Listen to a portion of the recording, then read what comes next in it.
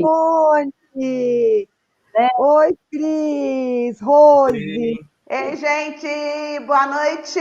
Tudo bem? Boa noite. Tudo bem com vocês, né? Melhor Tá possível. todo mundo preparado, gente? Animado? Ó. Super Eita. animada. Hoje tem surpresas aí, né? Tô sabendo, Não, tem surpresas hoje, pra gente. hoje nós temos uma surpresa. Nós temos uma coisa inédita, né? Na verdade, uma descoberta. Por que não? Lançamento? Qual descoberta? Hoje nós Que vamos descoberta, arriscar. Qual descoberta? Qual Olha, será?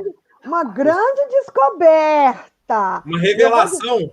Uma revelação. Um achado. Enquanto isso, gente, compartilhe o link da live. Coloca lá no grupo de vocês, do WhatsApp, nas redes sociais. Ainda dá tempo de todo mundo vir nos assistir, escutar um pouquinho sobre complexo de Édipo. Olha, todo mundo passa por esse processo. Então, vamos lá. Vamos lá. Enquanto as pessoas vão chegando, os colegas queridos vão aproximando, vão entrando, vocês vão compartilhando.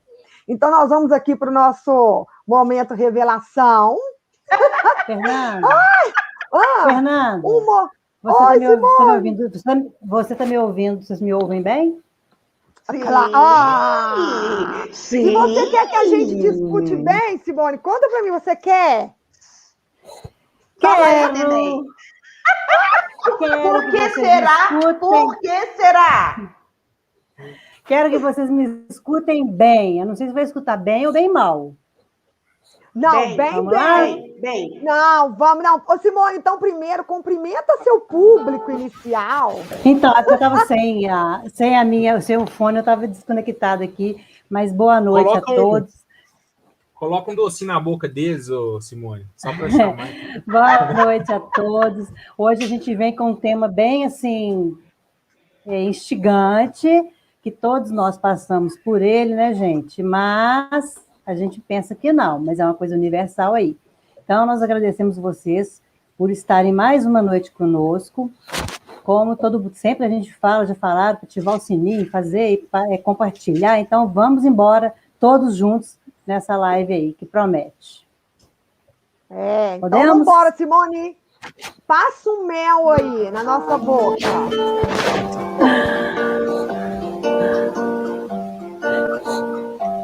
Agora eu era o herói e o meu cavalo só falava inglês.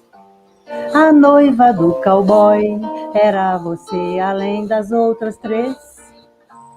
Eu enfrentava os batalhões, os alemães e os seus canhões. Guardava o meu bodoque e ensaiava o rock para as matinês. Agora eu era o rei, era o bedel e era também juiz.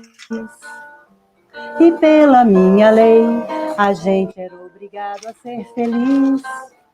E você era a princesa que eu fiz coroar.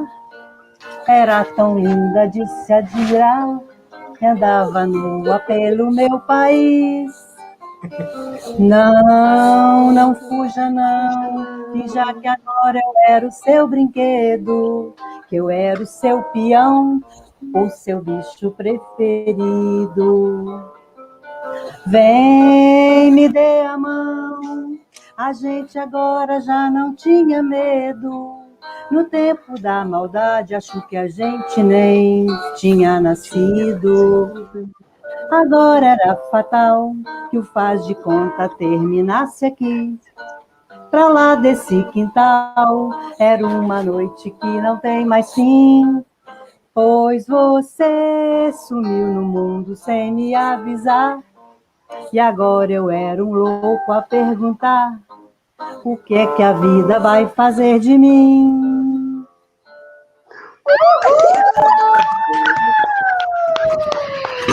Gente, eu me senti no show do Chico Buarque.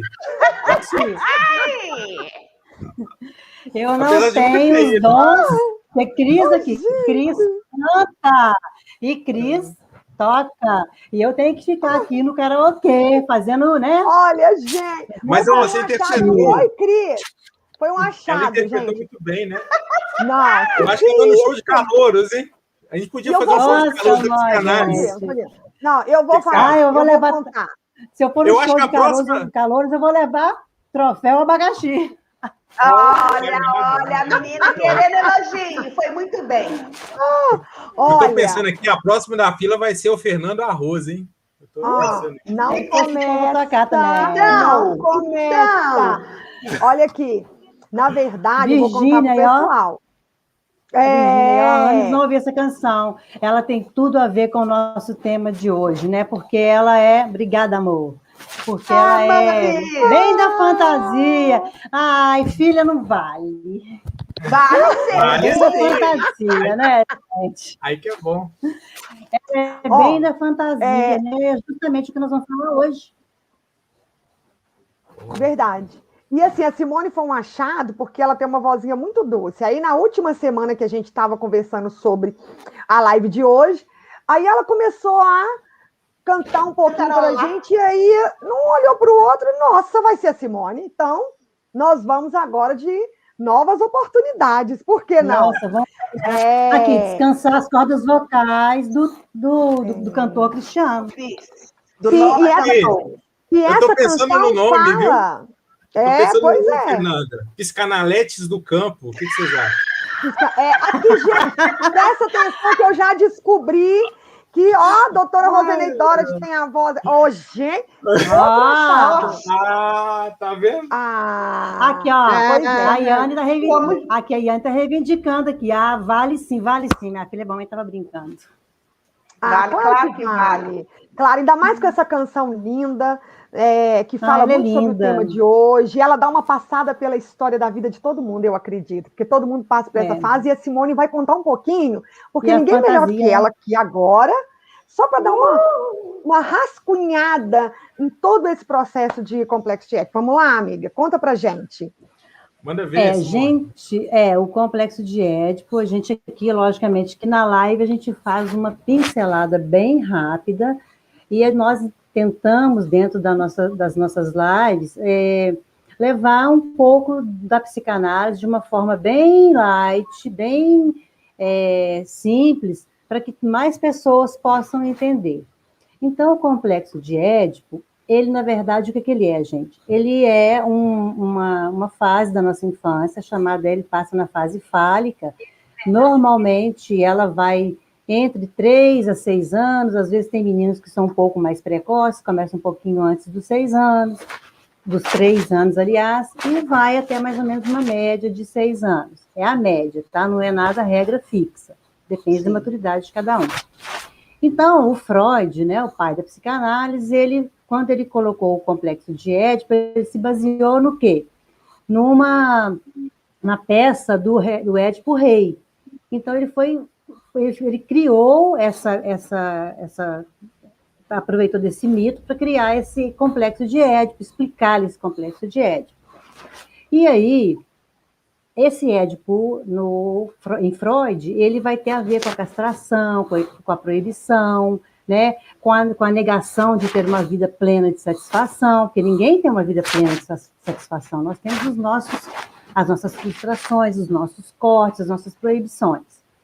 Depois, aí quando veio o Lacan já foi... Ele tentou olhar para esse Édipo e enxergar o que tinha nesse Édipo que era universal, ou seja, todo mundo passava por ele, independente do local que você morasse, independente da época que você estivesse vivendo. E aí, ele vem com o pai real, o pai simbólico e o pai imaginário. Qual que é o pai real? É o pai biológico, aquele que gerou a criança. Independente dele morar com a mãe da criança. E ele vai ele pode ou não exercer a função do pai simbólico, que o pai simbólico, então, ele é o quê? A função, é aquele que regula, que coloca lei naquela simbiose, ou seja, naquela junção da criança com o bebê. Então, Tem que ter alguém, para o bebê ter uma vida psíquica saudável e crescer e evoluir, ele precisa de alguém que tire esse corte da mãe com o bebê. Que no início é o quê? Essa simbiose é o quê? Como se os dois fossem um. Por quê? O bebê, inicialmente, ele precisa dos cuidados da mãe integralmente, porque se ele não tiver, ele morre. Então, ele precisa que a mãe tenha aquele olhar pleno, o tempo inteiro para ele. Então, essa é uma função. Quem pode fazer a função de pai simbólico? Pode ser o vô, pode ser o tio, pode ser o trabalho da mãe, pode ser o celular, mas alguém vai tirar o olhar daquela mãe que antes estava o tempo inteiro para aquela criança e vai desviar esse olhar, né? Aí ele vai desviar esse olhar, porque a mãe pensou, se alguém não tira esse olhar da mãe, a mãe fica o tempo inteiro voltada para a criança o tempo inteiro voltado para a mãe, e aí vai fazer o quê? Vai ceifar o desenvolvimento da criança, vai ter aquele corte, vai inibir. Então, a criança precisa de ter esse corte simbólico, né, que vai afastar fisicamente a mãe do bebê. Mas que é algo natural, né, Simone? Sim, quando vai crescendo, vai acontecendo, mas justamente vai acontecendo essa separação física, mas primeiro ela tem que acontecer no simbólico, a criança tem que desenvolver, então tem que ter essa separação. Então, Lacan vem falando primeiro do primeiro tempo do Édipo, que é justamente mais nesse início, quando tem essa simbiose, que a criança não entende que ela é uma coisa e mãe é outra, é tudo voltado para ela, é como se fosse as duas, mãe e filhos, e filho, no caso, fossem só uma pessoa. Sim. A extensão do corpo. É, como se fosse uma coisa só, ele não tem essa separação, aí eu sou o bebê e lá é a mamãe. No início ele não tem, então é uma coisa só. Então, justamente... Os olhos da mãe, né? A mãe fica sendo os olhos da criança, para ver esse mundo, né? Então, aí o que vai acontecer? A criança, então, nesse primeiro momento, ela vai entender que ela é o falo da mãe, que a gente fala na psicanálise o falo, ou seja, que a mãe está completa com ela. Que a mãe, ela é um objeto perfeito que completa aquela mãe. Aí, só que, depois ele vai falar de um terceiro tempo. Que terceiro tempo que é esse? É quando a mãe começa a desviar o olhar, que antes era só para a criança, ela começa a olhar para outras coisas, ou seja, para outros objetos, como eu falei, para a fala, para o comportamento de um pai, do avô, do tio, ela volta a trabalhar, que passa aquela primeira fase que ela não trabalha. Então, quer dizer, ela vai ter um olhar para outra pessoa. Aí, como eu falei, pode ser o pai biológico, sim. Aí... Então, quando ela começa a perceber, então, que a mãe tem um olhar para outras pessoas, para outros objetos, né, que não seja ela começa a se questionar. Será que eu sou o falo? Será que eu não sou? Aí, depois, o que vai acontecer? Ela vai entrar num terceiro momento porque ela vai ver a mãe olhando para outras coisas, né? A gente chama, no caso, objeto, em psicanálise, objeto é tudo que não sou eu, é um objeto, pode ser pessoa, pode ser o que for. Então, aí a criança vai começar a ver o quê? Que essa mãe está olhando para outras coisas. Então, ela questiona se tem ou se não tem o falo, e depois o quê? Por que isso é importante? Porque, a partir daí, a criança vai fazer o quê? Ela vai começar, então, a buscar um objeto que satisfaça a mãe plenamente. A identificação. E aí... Então, ela vai sair, né, desse lugar que era totalmente voltado um para o outro, e ela começa a buscar os objetos de satisfação dela. Que ela vai investir, então, que a gente chama na psicanálise, a libido dela em outros objetos que não sejam na mãe. Então, ela começa a sentir prazer em outras coisas, né? Sim, porque antes o prazer está só ligado à mãe, né? E aí, olha o risco, por exemplo... Olha o risco da criança criada na bolha. Sim. Pois é. Então, o que acontece? A importância da mãe ter esse olhar. Por quê? Numa família, vamos dizer, ali de pai, mãe com filho, então, normalmente, é o pai que vai vir fazer esse corte, porque a criança vai ver que a mãe, de noite, vai dormir com o pai, que o pai fala alguma coisa e a mãe dá atenção para ele, que o pai coloca uma regra em casa, coloca uma regra na criança. Então, ela vai sendo limitada. Então, quer dizer, aquele prazer que era absoluto no início para ela, vai começar o quê? Tem uns limites, tem uma regrinha, o que ela podia fazer antes, ela não pode, não vai começando a cortar, então vai tendo essa fase. Aí veio depois, rapidamente... Você falando isso, o pai, é interessante você falando isso, que o pai entra como a lei, né? As normas. O pai entra como... a função é a lei, né? Porque ele fala em nome do pai, quer dizer, a lei paterna, mas como simbólico, né? Aí depois, então, o que acontece? Então, se você juntar esse pai real, né, de carne e osso, juntar esse pai simbólico, que foi esse que foi essa lei, é isso que tirou, ou esse que tirou o olhar da mãe para a criança, então, se ela juntar o simbólico com esse real, ela vai ter o pai imaginário. Aí, ou seja, o que ela entendeu de tudo isso? E aí ela pode entender que o papai, ele é ausente, que o papai é permissivo, que o papai é bravo, que o papai é carrasco, que o papai é isso, que o papai é aquilo, né? Lembrando que esse complexo, o Freud chamava de complexo de Édipo, tanto para mulher quanto para homem. No caso da menina, ele falava complexo de Édipo feminino. Aí, depois o Jung veio com uma contribuição falando que na mulher seria o complexo de Electra. Né? Mas, de qualquer forma, o que acontece? Nessa fase, a menina, ela vai ter uma relação de amor, o primeiro objeto de amor dela vai ser mamãe, logicamente, como o menino também. Quando chega na fase do complexo de Édipo, a criança começa a perceber que tem uma diferença entre eu e aquele outro, que pode ser o meu irmãozinho, pode ser o coleguinha da escola, pode ser, entendeu? Então, ela vai perceber que tem uma diferença de sexo, mas ela não entende como sexo, tá, gente? É uma diferença.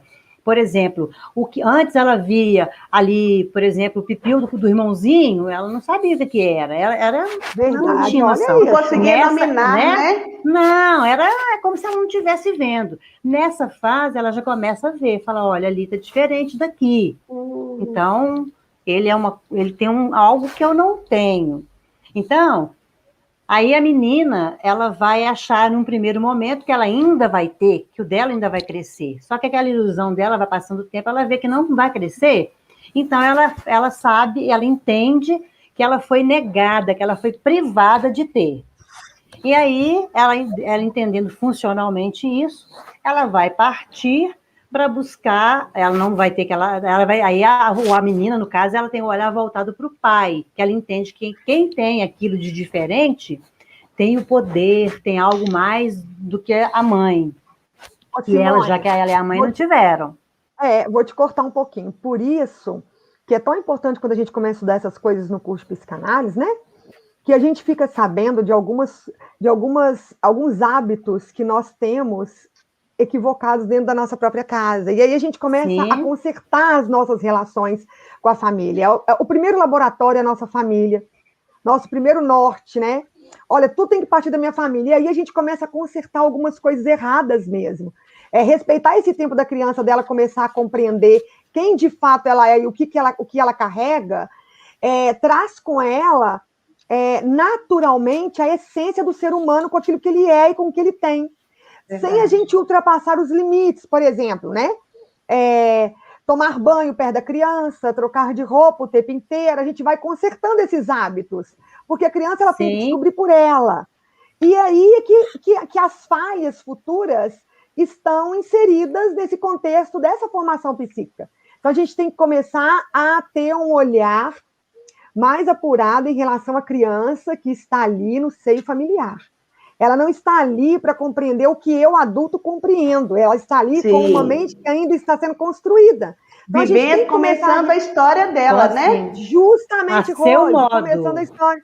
A seu modo. Então, olha, é uma orientação, né, Rose? Não vamos ultrapassar a faixa etária. Tanto se fala da faixa etária, que faixa etária é essa? A criança ela vai seguir um ritmo natural, sem a gente ficar colocando na vida dela imposições como se ela fosse obrigada a aceitar. E depois a gente vai querer olhar para essa criança e fazer com que essa criança entenda que a gente quer que ela viva de uma forma natural, sendo que eu coloquei nela algo que não era da idade dela. atrapalhei tudo todo o seu processo. tempo. Isso, Tudo e a seu gente, tempo. nós precisamos de entender que o ser humano, ele é único. Eu não posso, só porque, por exemplo, a gente coloca o complexo de Édipo entre 3 e 6 anos, mais ou menos, eu já achar que tudo vai acontecer dentro dessa fase. A fala da Simone no começo é 3, mas pode ser que alguns comecem um pouco antes, e pode ser que algum demore um pouco mais, porque o ser humano, a gente não pode colocar todo o ser humano numa caixinha, como se todo mundo fosse igual. Por favor, gente, nós somos diferentes, glória a Deus por isso, viva a diferença. Vamos fazer disso respeito, coisas benéficas, né? Justamente.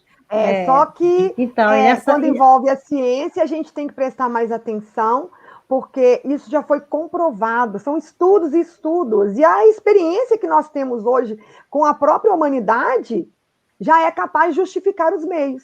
Presta atenção como que todos nós estamos. Precisamos de ser ajustados, não é? Meninas, com base nisso que a Simone falou, muito interessante, então a gente vê algumas questões assim que a gente se depara na clínica, como, por exemplo, né, vocês têm vasta experiência com a questão da puberdade, né? Nós queremos todo mundo participando, né, Cris? Esse chat aí pode... Esteja à vontade, por favor. Hoje é um assunto para participar. As contribuições são muito bem-vindas. É um assunto para esclarecimento. Vamos compartilhar na sua rede de redes sociais, WhatsApp, pessoas afins, pessoas da área ou não da área. Isso é um tema muito interessante, né? Porque isso aí fala da formação, né? Da questão da personalidade aí, sim, tá bom? Sim. Então, a gente se depara com algumas questões na fase da puberdade, né? Os adolescentes, né? Você já viu aquele adolescente que fala assim, não me encosta, não me beija? Porque Freud fala o seguinte, naquele carrega uma repugnância. Que tem uma fase da latência. E aí Freud vai falar que nessa fase da latência tem um ressurgimento dessa puberdade, da sexualidade. E aí o adolescente ele se sente o seguinte, porque aquilo que ele viu lá na infância, da questão do incesto, ou o desejo, o menino pela mãe, e o pai fez a castração, né? Como lei não pode, ela é minha esposa e só sua mãe, ou como a menina quer o pai sobre a questão da questão do falo, né? Que ela quer o falo dentro dela, imagina que vai ter um bebê, esse falo dentro dela, e a mãe fala, opa, ele é só seu pai, ele é meu esposo, meu marido. Então, tem esse ressurgimento na puberdade, dessa sexualidade. E aí é onde que os adolescentes se reparam, porque isso para ele praticamente, vou usar essa fala, mas é quase que nojento, porque ela se lembra dessa fase que ela viveu na infância. Então, é onde que o adolescente ele está tomando uma certa autonomia, uma potência dele, uma busca de identidade. Aí muitos falam assim, meu filho é aborrecente, ou, né? Nem gosto dessa palavra. Fala, não, Rose. gente. Essa palavra é saudável, né? Rose? Não é saudável. Mas não tem ninguém aborrecente. Eu tô usando mas é o que a gente palavras, escuta, não é, Cris? Muito. Reunião de pais, né? Você principalmente, Fernanda. A Rose também, Simone já ouviu muito isso, né? Então, assim, essa fase de rebeldia, né? Porque ele está tentando se descobrir, se emancipar desses pais aí.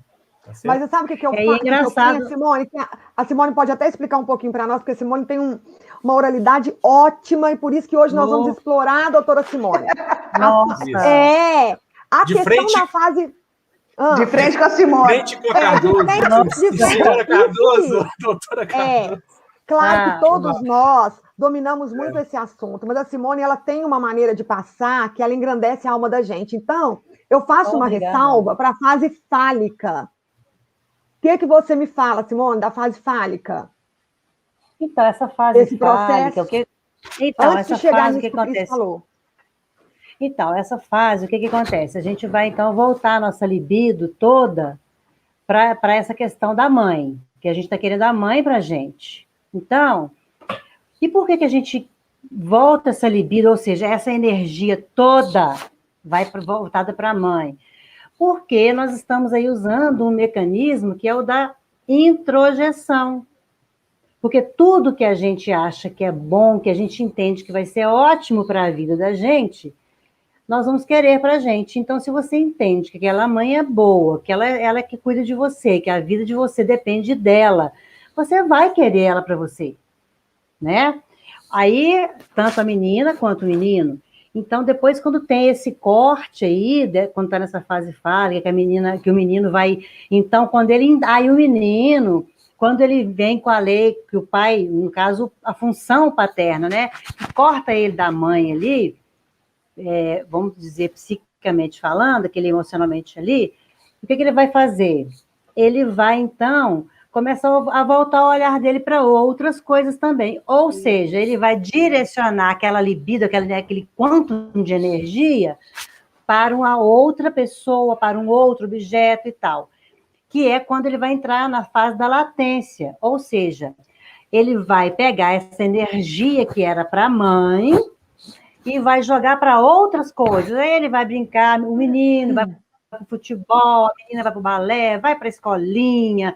Então, ele vai gastar essa energia em outra coisa. Verdade. Uma pergunta pega um gancho aí da Virgínia. Vocês falaram que o pai é a lei, que põe limite e fim. E as crianças de mães solteiras que são criadas sem um pai presente. Aí, ó, tema bem interessante.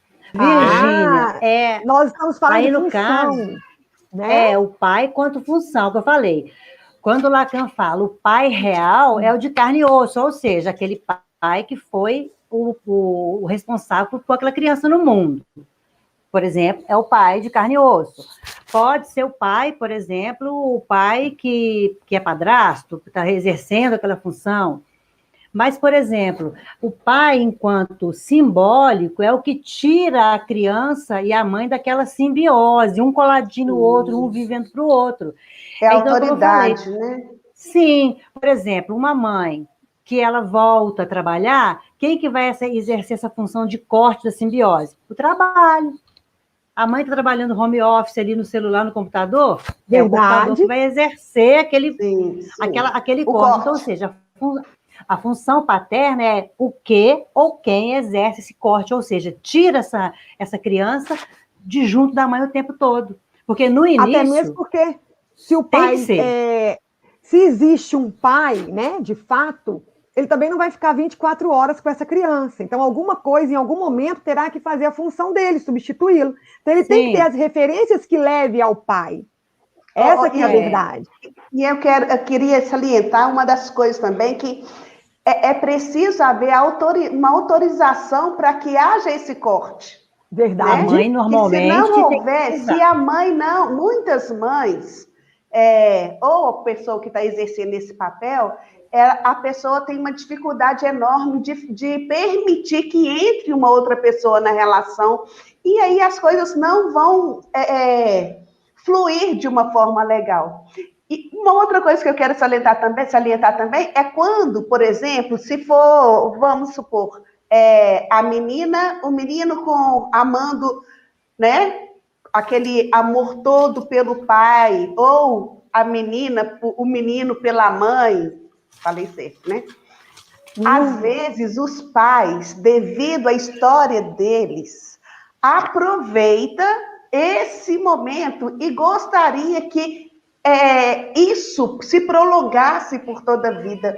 E a gente percebe que muitas pessoas, elas nutrem, sabe, esse afeto, né, no complexo de Édipo, tanto do menino quanto da menina, por sua história própria. Mas isso não vai fazer bem para a criança, porque ela precisa de viver e passar por esse momento, fazendo a história dela, seguindo o caminho dela, falar igual adolescente, vidas que segue. Pois é, isso tem que acontecer. E o que a gente percebe, às vezes, nas famílias, é quando os pais, vamos falar assim, de uma família tradicional, né? Mas quando, por exemplo, a mãe quer colocar o filho contra o pai em determinada situação, em determinado aspecto, né? Para ela se sentir mais forte, mais ouvida, mais vista, da mesma forma o pai, né? E isso não é saudável, gente. Não manipula a criança, né, Rose? Não dá para manipular. O Cris estava falando sobre da revivência da adolescência, e a adolescência é reviver uma infância de uma forma muito mais complexa. Mas nós pais, falando até como mãe aqui, nós podemos ser e devemos ser o apoio, mas nunca querer viver a vida do filho como se fosse a minha extensão. Não pode, né? Justamente. Funcional. Porque reforça uma coisa sobre a questão da... Tem o complexo ético funcional, né? Que para o menino, no caso, o pai entra como castração, mostra que ele é uma figura mais forte, igual a Simone falou muito bem. E como que é isso? É força? É no muque? Não, não é isso. É amando. Autoridade. É autoridade. Então, a gente pode conversar um pouquinho com o Diego, que colocou nas relações, né, que são diversas possíveis e não existe certo ou errado. Não existe certo ou errado em relação ao respeito que eu tenho por todas as famílias, que nós devemos respeitar o outro, exercer tolerância, empatia, mas tem hábitos certos e hábitos corretos, aqueles mais sugeridos para determinada idade, para determinada situação. É claro que a minha família sou eu que educo da maneira que eu quiser. Mas depois nós temos as nossas leis, não são escritas, mas todo mundo tem. Verdade. Mas aí eu tenho que dar conta dessa minha família depois. Eu gostaria de mandar um abraço para o Diego, que esse Diego é meu primo. Diego. Ele muito é meu bom. Muito Diegão, obrigado por você estar participando. Eu amei a contribuição dele. Foi divina, sabe por quê? E é uma coisa seguinte, gente, porque a gente fala sobre a questão da funcionalidade do complexo de ético e as várias formas de família do século XXI. Isso aí que eu ia falar. Por exemplo, um tema que às vezes nos remete na clínica e muito questionamento. Uma família homoafetiva. Mesma coisa. Nós não falamos, a Simone falou muito bem, parabéns, o complexo ético não é questão da função. Então, pode exercer a função paterna, independente do formato das normas, das leis, dentro daquilo que ele é capaz, e o outro vai fazer a função materna, de acolhimento, de amor, de carinho, de acalento, de trabalhar o emocional da criança. Então, uma família homoafetiva, ela pode estar desempenhando essas funções, tanto paterna quanto materna. Aí, são questionamentos que nós temos que estar atento, né, a esse século, essas novas Cris, uma avó, um avô, um tio, um padrinho, a família hoje, né, não tem mais aquele formato tradicional. Valeu por você contribuir, Diego. Porque, por exemplo, é isso mesmo, vamos participar, gente, é um prazer. Diego foi Diegão, tamo junto, querido. E outra coisa também, que às vezes a gente tem que deixar aí a questão do preconceito de lado, porque uma família homoafetiva, ela pode exercer tão bem quanto, ou às vezes até melhor que uma família tradicional, que às vezes não tem essa lei, não tem esse limite. Lembrando que, normalmente, esses casos de desajuste das crianças, porque um pedagogo muito famoso falou o seguinte, não existem crianças problemáticas, existem pais problemáticos. Nasceram de estruturas familiares. Porque a criança carrega as angústias dos seus pais. É fruto disso, né? Do seu meio a gente encontra muito nos consultórios, né, essas falas, principalmente nas séries iniciais. Gente, é assim, você faz uma anamnese com o filho, mas você tem que chamar logo os pais para observar, para conversar um pouquinho, ver qual que é essa história, né? E que funcionalidade é essa que eles vivem na família. Mas aí eu estou vendo aqui que a Viviane, ela comentou aqui que muitas vezes os pais e mães erram com a intenção de acertar. Com certeza, Viviane, cada um faz o que pode, como pode. E nós temos que lembrar também, né, que a criança, como eu falei lá no início, tem o pai real, tem o pai simbólico e tem o jeito que ela entendeu. Então, o pai não precisa carregar, mas a mãe, a cruz toda. Não é isso, não. Cada um faz a parte que consegue fazer. E sempre que a gente vai, o quê? Que você consegue conhecer mais, você pode mais. Então, você pode agir de uma forma diferente, você pode tentar fazer de uma forma que você, lá atrás você fez de um jeito, agora você pode fazer de outro. Não é falar, eu vou fazer, lá estava errado. Não, foi assim que fez, foi assim que deu conta. Então, de agora para frente, assim eu tenho um pouco mais de conhecimento. Isso é muito importante. posso fazer A gente melhor? passa a maneira que a gente é formado. Com Em certeza. algum momento, algo Cada em um mim no não seu foi cada tão um. bom, e eu vou passar isso, eu vou reproduzir. Por isso que Exato. essas lives são tão instrucionais. A gente precisa de ganhar conhecimento em determinadas áreas para a gente acertar mais. A verdade é essa, não é nem questão de não errar, é acertar mais. Se errar, a gente vai errar. Nós vamos errar, fazer Deixa eu cada colocar a vez lenha na melhor. fogueira agora. Já Deixa que eu não tem colocar- Mas certo e podemos errado, aprender né? com os erros, né? Por favor. Isso. Sim. O que a gente fez faz Entendi, viu, diferente. Diego? Entendi, é isso claro, as mesmo. relações violentas, agressivas e Eu vistosas são entendi o que ele falou. condenáveis. Perfeito, Diego. Isso, eu entendi. Isso. Meninas, jogando lenha na fogueira agora. Imaginem que nós nos deparamos com pais separados na clínica, certo? Já repara, pais separados, e aí esses pais, 40 e poucos anos e tal, menino de 15 anos, aí a mãe começa a namorar com um bonitão lá, 30 e poucos anos, cara malhadão, bonitão, saradão, tanquinho, Brastemp. E aí o menino já fica assim, né, atravessado. Obrigada, doutora Célia. E aí, normalmente, esse adolescente, ele é obrigado, né, a retornar lá na primeira infância, porque até então ele está enxergando a mãe como questão da mãe, da maternagem. E agora, como a mãe está relacionando, que ela é divorciada, seja lá a situação, ou viúva, e está um novo relacionamento, ele está sendo obrigado a vê-la como mulher. E isso ele não quer. E aí, retorna o Édipo, né? Que retorna o Édipo, isso mesmo. O tempo inteiro indo lá. Então, o filho repudia essa força, pois ele está sendo obrigado a ver a mãe como mulher, e ele não quer, no fundo. Ele quer continuar vendo a mãe como a mãe. Então, muitas vezes ele quer a mãe só para ele, né? Ele tem uma certa resistência. Né? Ele não quer, na verdade, abrir mão dessa mãe. Ele quer a mãe só para a mãe, isso aí. Ele quer a mãe só para ele, justamente. E que no caso do na concepção dele inicial. E aí esse exemplo que o Cristiano deu aí, o que acontece? É justamente o quê? Esse namorado da mãe é justamente aquele que tira o olhar da mãe de cima dele. Então, psiquicamente, a gente vai lidar com esse Édipo a vida inteira, ninguém fica livre dele. Inteira. Por isso que nós colocamos, ninguém escapa nem de vivenciá-lo e nem de carregá-lo durante a vida. Todo mundo vai passar por ele. Claro, todo mundo. E aí a gente, e eu como mãe, eu tenho que ter consciência que meu filho, minha filha vai passar por ele e sempre que necessário vai retorná-lo e a gente vai ter que ter consciência que nós vamos ter que ajudar em alguns momentos. Simone, a gente não pode Fernanda, sim, e é uma fase engraçada que a gente pode, aí no caso vocês, todos os ouvintes aí vão lembrar muito bem. Na fase do Édipo, na infância, é quando as crianças querem ficar dormindo no meio da mamãe, do papai, que a menininha começa a usar a roupa da mamãe, os brinquedos da mamãe. Não é? Olha, meu pai o menino idoso, começa a agir do jeito do papai, para chamar a atenção da mamãe. Meu pai era idoso. E aí, a minha mãe muito mais nova que meu pai, e aí eu deitava, e meu pai vinha com aquele instinto proteção, assim, em excesso. E a minha mãe querendo a privacidade. Aí acabava que ele, de maneira inconsciente, fazia certo. Me pegava, levava para o meu quarto, ficava um pouco comigo.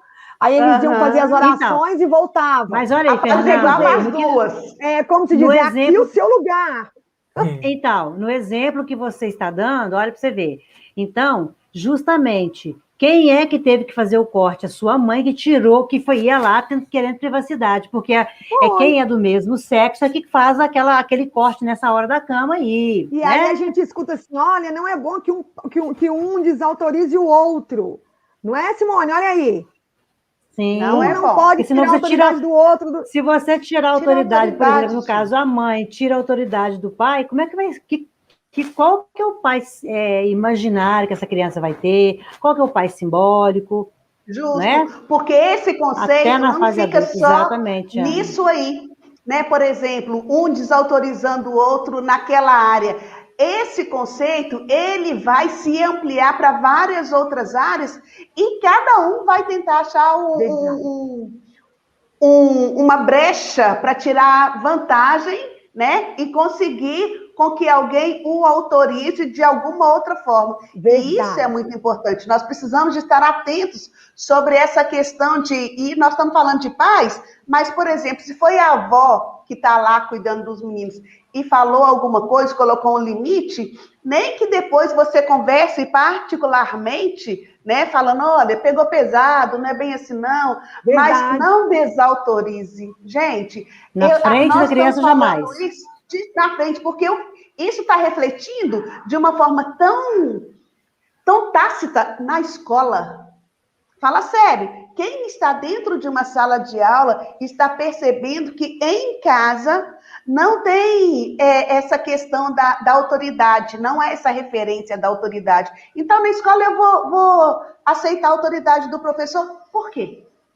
Sim. Não há essa referência. É muito aquele adulto que sempre espera que alguém decida por ele. Está acontecendo também inversão dos papéis. Que é que a colega colocou. Quem colocou? Que é o quê? Peraí, que só quem colocou foi o Etevaldo. O homem fazendo uma eu queria só comentar o Etevaldo. E a mulher fazendo paterno. E isso tem gerado sérios conflitos para as crianças. E isso vai resvalar onde? Então, não compreende que os filhos também só queria comentar. Isso vai resvalar lá na Fernanda, nos alunos dela lá, ó. Primeira, né? Segunda, terceira, quarta, quinta, sexta série. Os meninos perdidos, sem referencial. E quem canta de galo lá? Né? Ou às vezes a mulher está fazendo a paternidade e vice-versa. Né? A escola entra com um apoio muito grande às famílias. Eu queria comentar aqui o Etevaldo, né? Que ele falou o Etevaldo é muito interessante, fala aí. Passou pelo Édipo, não compreende que os filhos também passam. Mas acontece, Etevaldo, que isso aí se dá de forma inconsciente. Isso está no chamado inconsciente coletivo. Porque, na verdade, essa questão do Édipo, ela tem muito a ver com a negação do incesto, ou do incesto, como queiram.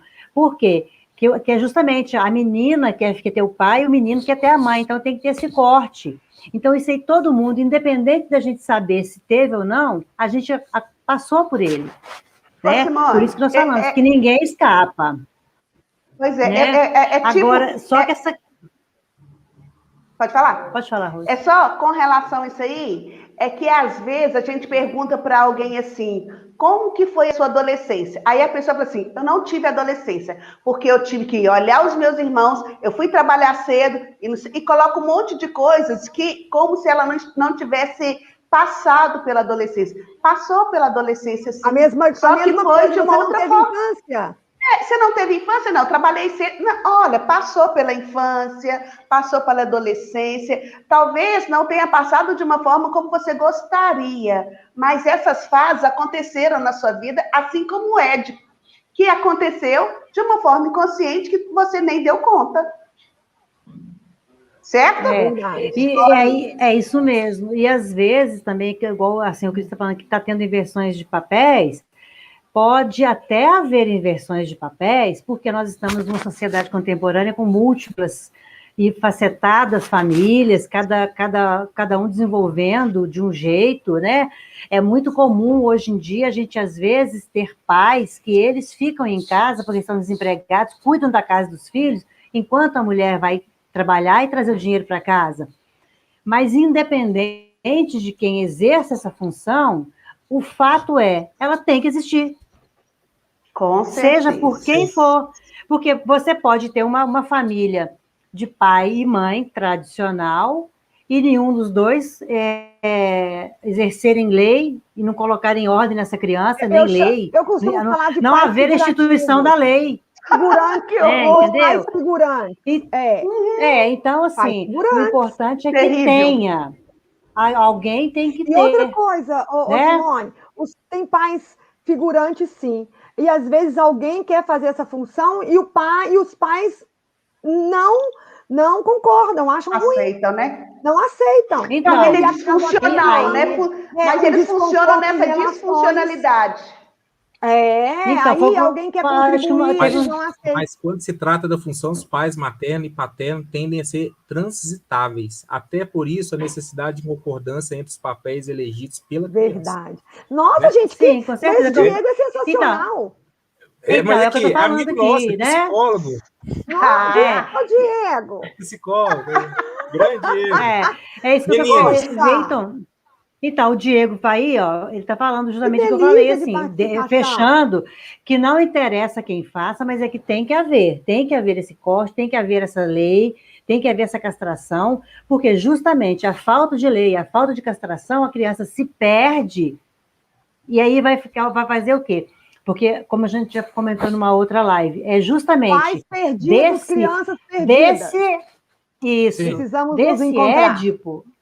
Desse Édipo que vai sair as nossas 3 estruturas, neurótica, perversa e psicótica. Então, hoje em dia, com essa falta de lei, está refletindo muito nas escolas, porque as crianças não estão querendo acatar leis, não querem acatar ordens. Mais fortes. Desacatam os professores. Envolvidos. E uma coisa, meninas, é que, por exemplo, dando uma pincelada na questão das estruturas, imaginem vocês, bem rapidamente, que tem um barquinho e que vai atravessar um continente para chegar num local determinado. E nesse barquinho tem um marinheiro, tem um capitãozinho. Essa pessoa que vai entrar nesse barquinho, ele vai tentar negociar com esse capitão. Essa pessoa que tenta negociar com esse capitão para acessar um outro continente, esse outro continente é o mundo real, é o neurótico. Ele tenta negociar, ele tenta dialogar. Agora, vamos imaginar que tem uma segunda pessoa que vai entrar nesse barco para atravessar, para chegar nesse continente que eu vou chamar de mundo real, tá certo? Essa pessoa, ela pega o capitão, joga no mar e desaparece ele. Aí tem uma coisa que chama perversão, que é a nova versão de si mesmo. Ele faz uma nova versão dessa pessoa. A releitura. Então, ele se fez uma nova versão, que é o perverso. Né? Isso. A releitura da maneira que é compreensível para ele. Para ele, olha, somente. foi o que ele encontrou para poder passar lidar por essa... mundo. Isso aí. A forma de lidar com o mundo. Isso aí. Agora nós temos uma terceira estrutura. É uma estrutura onde que a pessoa ela vai entrar nesse barco para atravessar, para chegar nesse continente que é o mundo real, mas só que ele é desconexo, ele não consegue se ligar à realidade, ele fica no mundo à parte, e aí quem sou eu, todo desfragmentado, eu estou chamando de psicótico, é a psicose.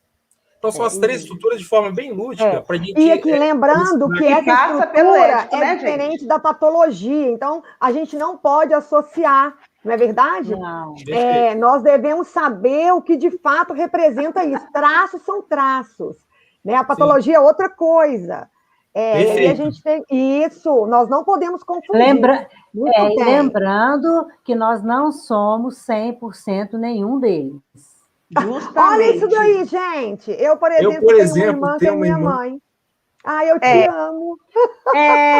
Aqui, e eu tenho inclusive, uma cliente que eu atendo, que ela cuidou de uma irmã e de um irmão.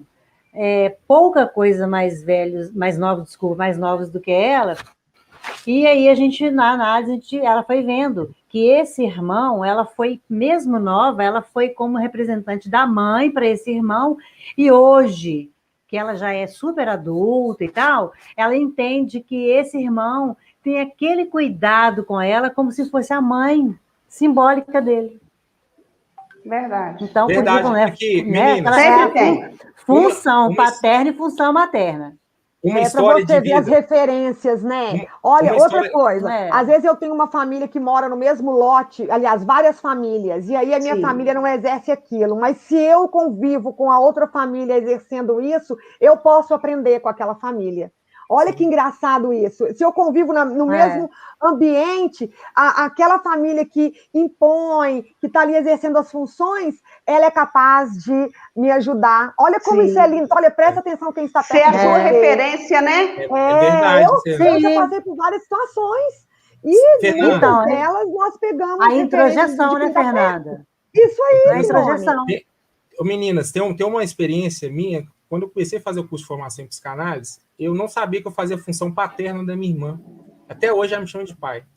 E aí, quando a gente vai fazer a formação, aí tem a questão da análise pessoal, didática e tal. Aí eu era pai, não sabia, hein, Cris? Sem saber. E até hoje.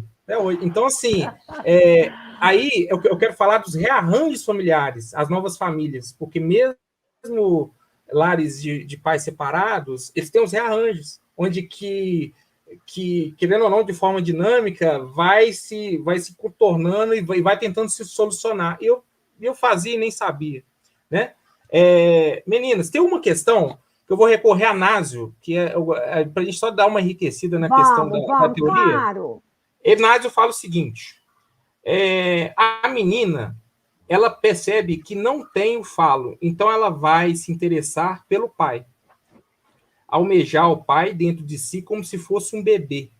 Então ela não tem o falo e ela vai interessar pelo pai para almejar o falo dentro de si como um bebê, para ter.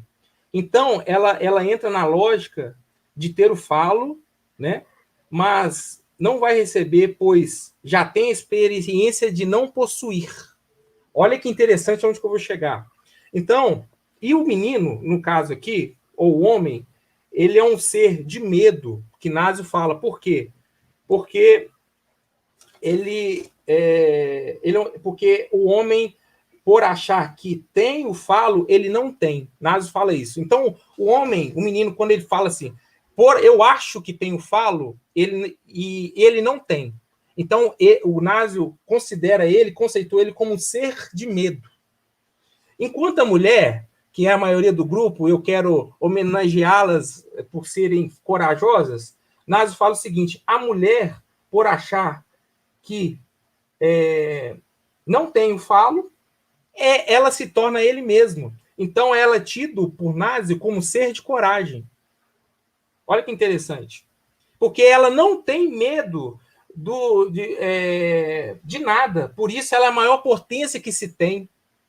Násio vai fazer essas de perder o que ela não teve, né, Cris? Ela não tem. Não tem o que perder, então bora lá. Porque ela já entende que foi privada, então ela vai em busca de E o homem, quando entende que tem... Que pode perder alguma coisa, retrocede. Então, nós homens somos ser de medo, e vocês, mulheres, a maioria do grupo, são ser de coragem. De acordo com Tá vendo? Isso, e aí nos completamos perfeitamente. Nos completamos, não, né? Nos vamos, porque todos já somos seres completos. A gente vai só ficando ainda melhores. Verdade. Adequando aos meios. É isso aí. É isso aí. Gente, eu quero falar aqui, quando a Fernanda está falando sobre esse negócio de... Quando o pai sai, o filho quer ficar na cama da mãe, né? Pai viaja e às vezes o filho se papai viajou. Eu estava conversando com um menino outro dia e ele estava falando o seguinte, que o pai dele viaja muito. E no momento quando o pai dele viaja, a mãe dele permite que ele fique na cama. Mas quando o pai está lá, sem chance. Aí eu perguntei para ele assim, então você gosta que o seu pai viaje, né? Ele deu uma piscadinha para a mãe dele e falou assim, só entre nós. Olha! Quer dizer, tem essas coisas, mas é de uma forma saudável, porque ele respeita o momento quando o pai está em casa, então ele sabe que a autoridade é do pai, mas também ele não quer perder esse momento gostoso com a mãe dele.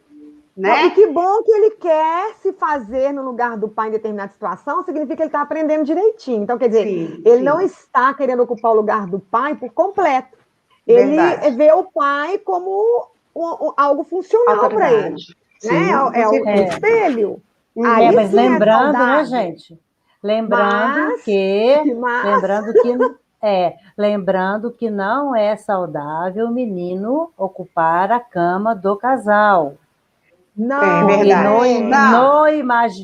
imaginário dele, ele entra na trama. Ele está lá ficando como se fosse o papai enquanto o papai viaja, ou seja, aquela mamãe é minha, né? Então não. Isso mesmo, Simone, e aí entra a questão da mãe não tirar a autoridade do pai, porque senão também, tipo, se o papai não está, você pode ficar, ou seja, como é que fica isso aí na cabeça da criança? Verdade. Lugar da cama é do casal. De repente fica um pouquinho, leva para o quarto, não significa também que você tem que ser. Não é, gente? Mas é verdade. Falando assim, passar a noites e noites, fica assim.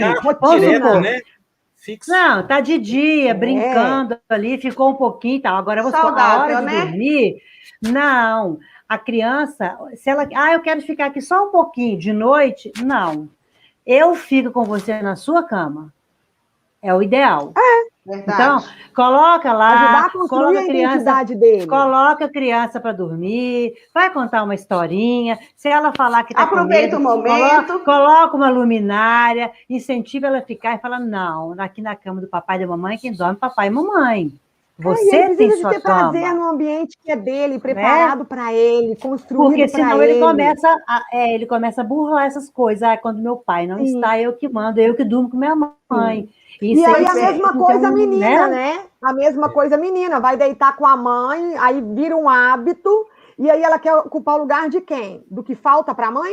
Então a gente tem que começar a nos posicionar em relação a essas questões também, não é só o menino com a mãe. E ainda vem uma fala que fala assim, você é o homem da casa. Quando o papai não tiver, você toma conta, filho. Então, essa fala aí, aparentemente, assim, inocente, mas ela traz no psiquismo da criança uma coisa muito séria. Porque aquela criança vai começar...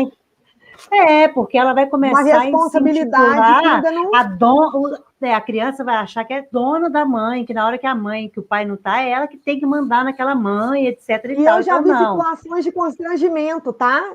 Perto de visitas, em lugares inesperados, a criança se posicionar como um marido pai e constranger a mãe, e vice-versa, a filha posicionar de maneira equivocada e constranger o pai, porque essa autoridade involuntária foi dada dentro do seio familiar. Só que a gente fala porque acha bonitinho, não é? A gente só pensa em questão de proteção, não é assim? A gente não pensa que isso vai passar por uma relação de interiorização. O que eu faço com aquilo que eu escutei? O que eles me delegaram, como que eu tenho que ser diante daquilo? Fernanda, e uma coisa também que é muito... e uma coisa também que a gente pode contar é isso mesmo, Claudete, é complicado, sim. E uma coisa que a gente pode assim, ficar atentos, porque eu lembro de uma vez uma cliente minha falando que, às vezes, quando ela precisava viajar a trabalho, que a filha dormia com o marido. No caso, a menina dormia com o pai na cama, porque ela tinha medo. Também não tem necessidade. Então, a gente tem que levantar duas coisas. Por quê? Olha para você ver. Se é o menino que dorme com a mãe, por exemplo, essa mãe está provavelmente de camisola, ou pijama, que é uma roupa mais... menos roupa para dormir. Então, essa criança roupa pode de dormir. Né? Então, vai ser menos pano, vamos dizer assim. Então, a criança pode, por exemplo, encostar na mãe, em certas partes, né? Por exemplo, o marido, à noite, ele pode ter um sonho, pode ter uma ereção involuntária, e aí encosta na menina dormindo. Como é que é isso, gente? Pois é, que acontece. Ô, Simone, sabia que eu estou aqui conversando com os meus pensamentos, e aí observando o pessoal participando, que é tão gostoso, né? E aí, se eles, assim, concordarem que nós somos aqui um grupo democrático, eles também podem participar conosco, nós podemos falar daqueles pais que querem ter filhos para eles numa live. O que vocês acham, pessoal?